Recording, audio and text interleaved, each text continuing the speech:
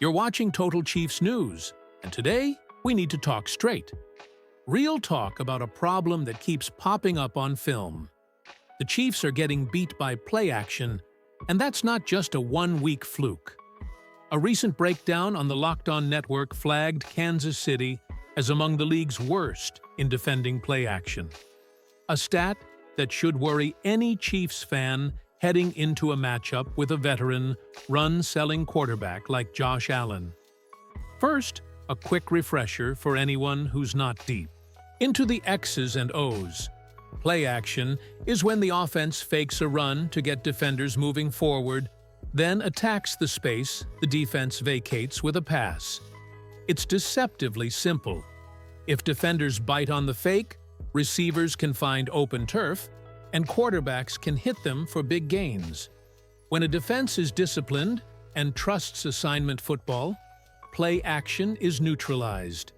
When a defense is undisciplined, it becomes a weapon. So why does this matter? Because Buffalo sells the run well, and Josh Allen can sell it with his eyes, weight, and threat to run himself. When you combine that with reliable weapons in the passing game, a susceptible play-action defense becomes a big liability. That's the scenario some analysts are warning about, and that's the scenario the Chiefs face now. Before we dive deeper, quick favor: if you're into straight, tactical breakdowns like this, hit subscribe and ring the bell.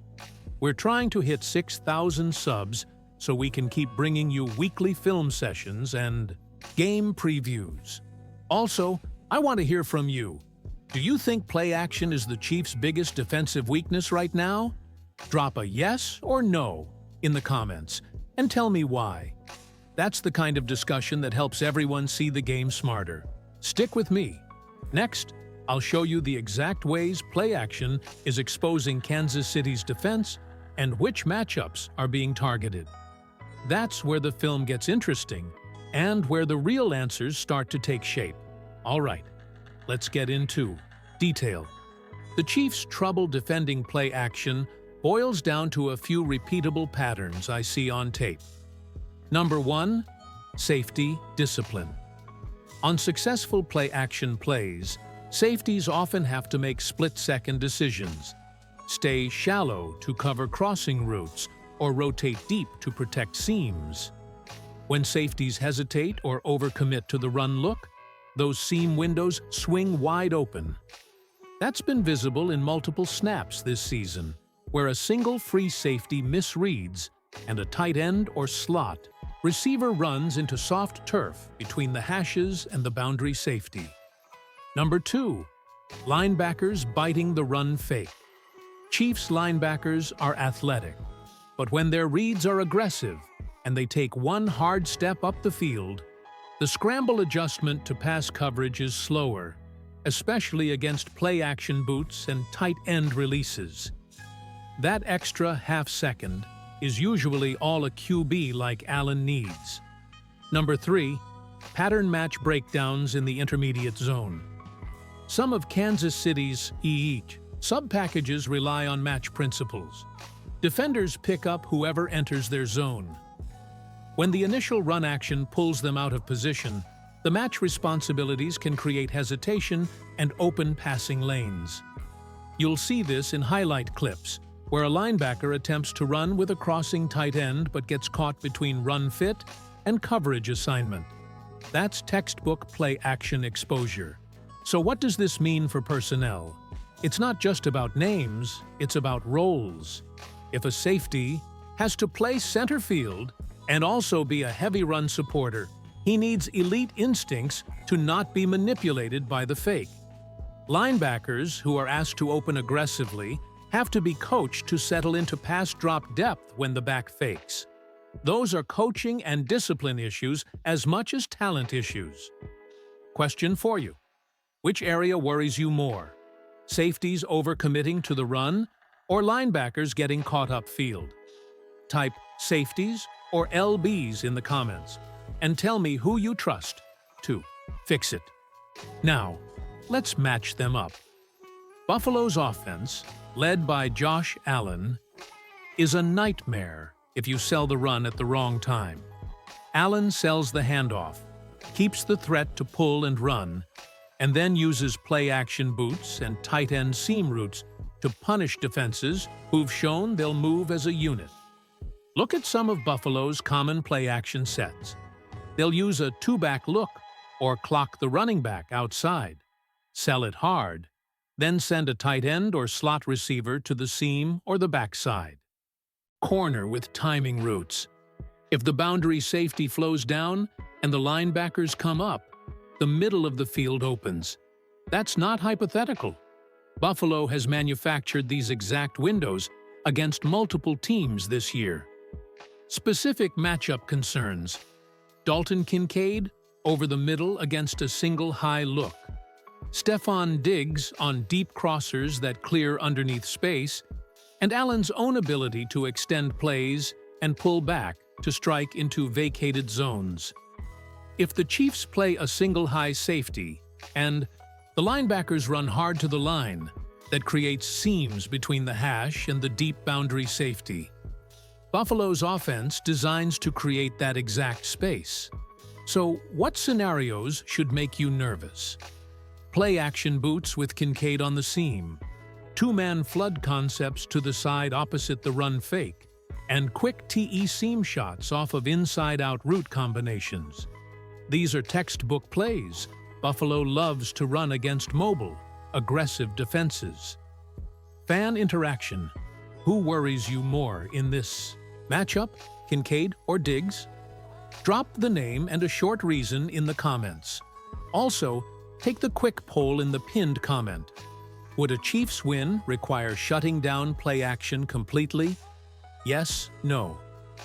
Let's talk solutions. Concrete, in-game adjustments the Chiefs could realistically use to blunt play action.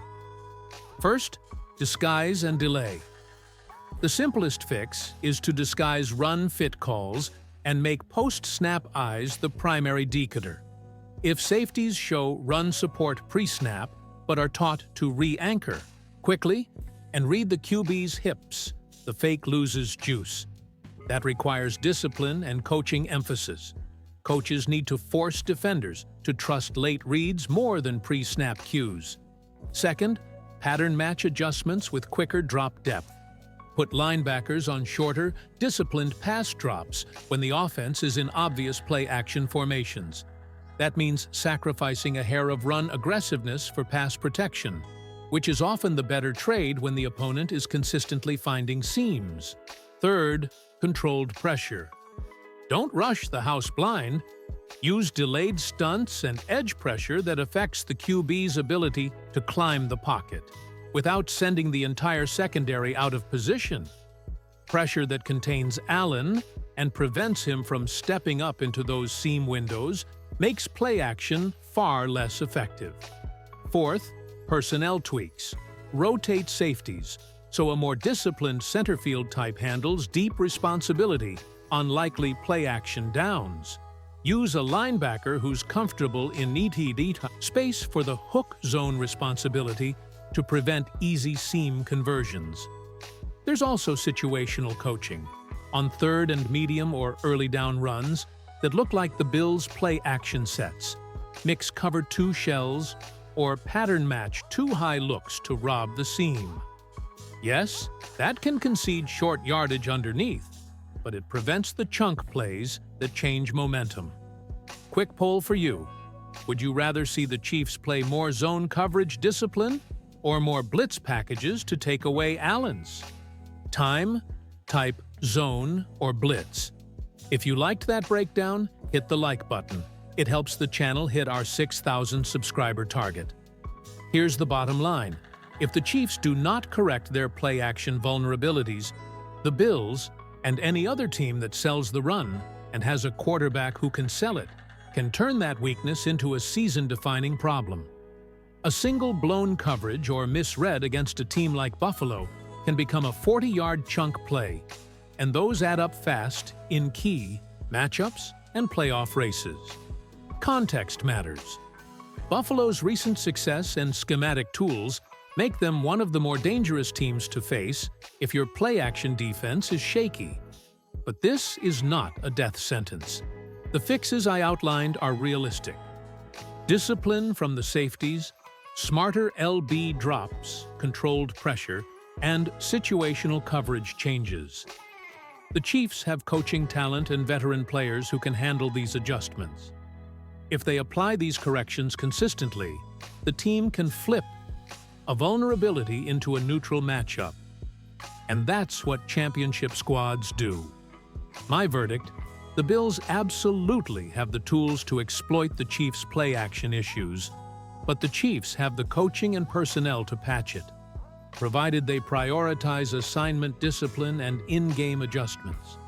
That means the game will come down to coaching and who executes the fundamentals on Sunday. Final fan challenge. Do you think the Chiefs will stop the Bills' play action this week? Vote in the EE Beitzen. Comments? Yes or no?